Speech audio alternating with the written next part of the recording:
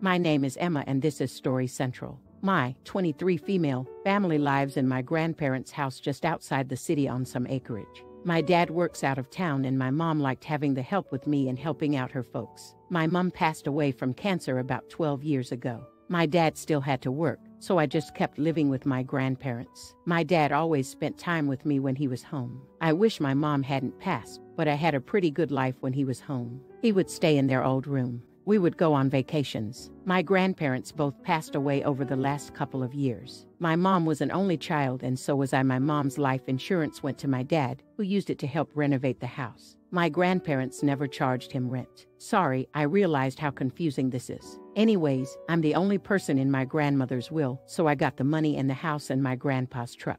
My dad started dating a couple of years after my mom passed away. He never brought anyone to the house until this last one. She's young but pretty. She also has 2 young kids. He talked to me about it and asked if they could move in. It's a big house and I have a large area to myself, so I agreed. So she's been living with me for about 6 months now. She just got pregnant. My dad asked her to marry him. I'm happy for him as he's a great dad.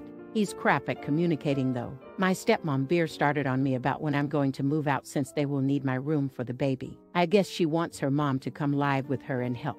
My dad never told me the house is mine. So my dad came home last weekend and we had a long talk. The stepkids have been sharing my grandparents' old room. I have my room with a big closet, an en-suite my dad put in, and he has the other big bedroom with an en-suite. She wants me to move to the city while I finish my education. She offered me her apartment at a discount. I waited for my dad to tell her. He didn't, so I did. I told her it was my house and I was not giving up my room. I also said that my dad had a fair amount of savings and could probably buy them a house, especially if they sold her apartment and used it for a down payment. Now I'm the idiot for making him use the money he was planning on for his retirement. And she doesn't want to sell her apartment because the market will keep going up and she wants to build equity. I made it clear that they should move before the baby came. Am I an idiot? Well, too bad. Don't get with a woman so much younger than you if you're not ready to pick up the tab for your future children and such because you want to save for your retirement. Overall, it seems like his new baby mama thought he was older and wealthier so she could get more out of him. But this whole thing fell flat when she noticed that he didn't own the house and the goal was to kick you out, but then offer her old living arrangements a discount. Nope, you are not an idiot. Opus. Oh boy, it looks like your dad has picked a real sweetheart, even not knowing the house was yours. Trying to get you to move out to make way for her baby, presumably without talking to your dad first, is an idiot move for sure. So is wanting him to buy a house, but not being willing to sell her place to contribute. And if he doesn't have the nerve to stand up to her as he doesn't, it sounds like he's in for a treat. None of that is your problem, of course. Your dad is an adult, responsible for his own decisions. You didn't kick them out onto the street with no options. Look at it this way: she wanted a place without you in it, and now she can have one. Problem solved. They could make some sacrifices and have a comfortable living situation. Your stepmother and your father are trying to push you out of your own house, where you have allowed them and the children to live rent-free. Talk to an attorney immediately. Getting rid of them legally may be much harder than you realize. In many jurisdictions, a visitor can become a legal tenant regardless of whether they pay you any rent in a month or even less. Now for the next story. I'm a single dad of 2 girls, both very young. They go to the same school, and their mom and I take turns in picking them up and dropping them off at school. Their mom started dating this guy Sean exactly 4 months ago. He's moved in already and is living with the girls as well at their mom's place. I got a call from their mom the other day asking me for my approval to put Sean on the girls' school emergency contact list. I laughed at first, thinking, are you serious? What should I do that for? She got angry and said, well, he bought a new car. I asked what this had to do with it. She explained that she had to start working more and may not be available in case of an emergency, and want Sean to be able to act on her behalf if and when something happens. I said that if and when something happens, God forbid, then the last person I want acting in the emergency is her boyfriend of 4 months. I called her delusional and told her that she shouldn't put work over an emergency, basically her daughter's safety, for goodness sake. She got angrier and called me unhinged, jealous, uncooperative, and nasty, and said that I clearly didn't have the girl's best interest at heart. I hung up, but she kept calling and then had her mom tell me to do it and stop being petty just because I don't like the guy, who, by the way, is the girl's future stepdad. I've been getting heat from my in-laws because of my refusal, which makes me want to reconsider, but I don't know, and I don't feel comfortable with this request. Am I the idiot? Not the idiot. A boyfriend of barely 4 months moving into a household with 2 very young girls would set all my warning bells off. All of the statistics and averages about their safety would tell me to legally intervene in this new setup, as in revisiting custody. At the very least, I'd have a background check done, but that's me. Really quick, if you're enjoying the video, don't forget to drop a like. He might be a decent human being, but the mom is definitely not thinking critically. No way would I want this guy to have emergency pickup rights legitimately. He might become their stepfather in the future, but currently he's just a boyfriend of an insignificant time frame who moved in very quickly. He's already called the future stepfather. I mean, the guy could be the best thing since sliced bread, but 4 months. 4 months. Don't most family therapists and child psychologists recommend delaying introductions until a good 6 months or so?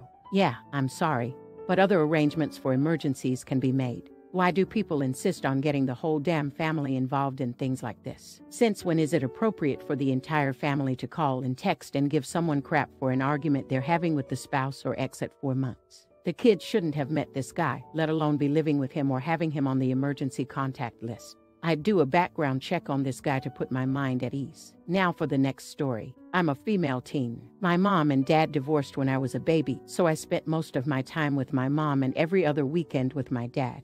In elementary middle school, I attended an art class hosted by Mrs. Annie on Saturdays. In 4th grade, I asked my dad if I could go on his weekends, too, and he told me that if I wanted to go on his weekends, then I would need to cover both the cost of each lesson, $12 for 4 hours, plus $5 to contribute towards the direct TV recording feature. Since he had to miss his TV shows to take me, I could go 3 times on his days using the money I'd saved from the holidays.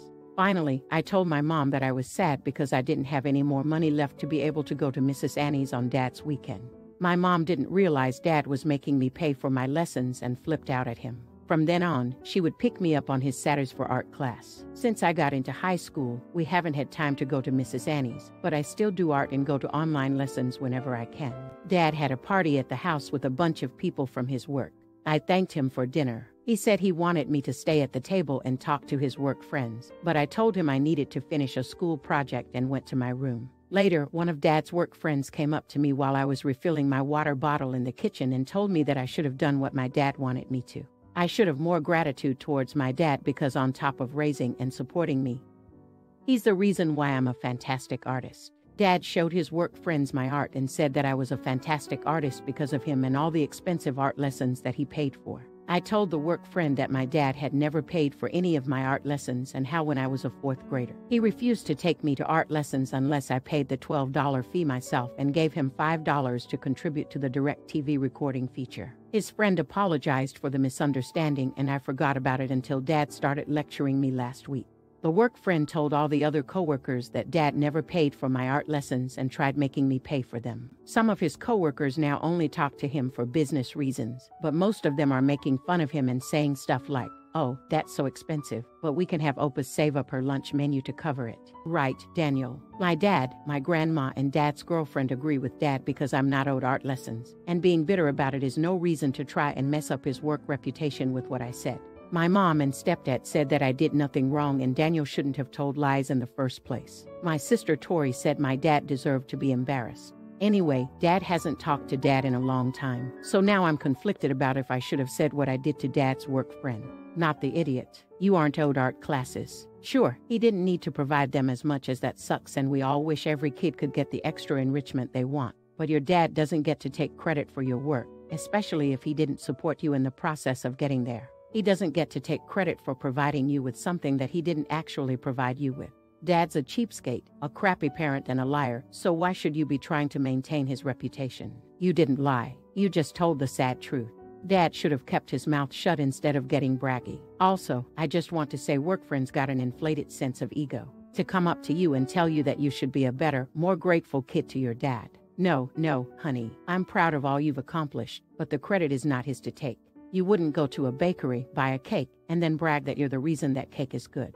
There are people who have kids that make me wonder if they even like their own children. Making a 9-year-old pay towards your TV bill. Really? And $5 doesn't even cover it, so it's like he was doing it to make it more painful on purpose for his own child.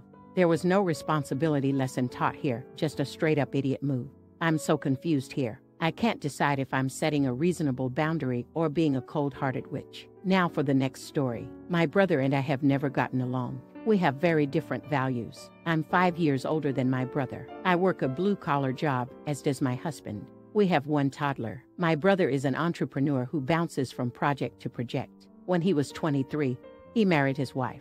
I was engaged at the time, but my now husband wasn't invited. I barely knew this woman then, so I didn't care. I was just there for appearances. Over the years, I've seen this woman only at family gatherings. She was never hostile to me, but we had nothing in common and never had any great interactions. My parents told me about the divorce, and I didn't have much of a reaction. Then she reached out to me and told me that they had no money. This doesn't surprise me. She told me my brother ruined her life and she needed help financially and with childcare. I told her I was sorry that I was willing to have my nephews and niece visit me, but I wasn't going to give her money and didn't want to continue to have a relationship with her. Not that we ever really had one. She told me that women support other women. My brother ruined her life and I needed to help her. She said a lot of stuff about gender and my family and a ton of other stuff, but I just don't care. I have my own life and family. Does that make me cold? Am I an idiot? Not an idiot.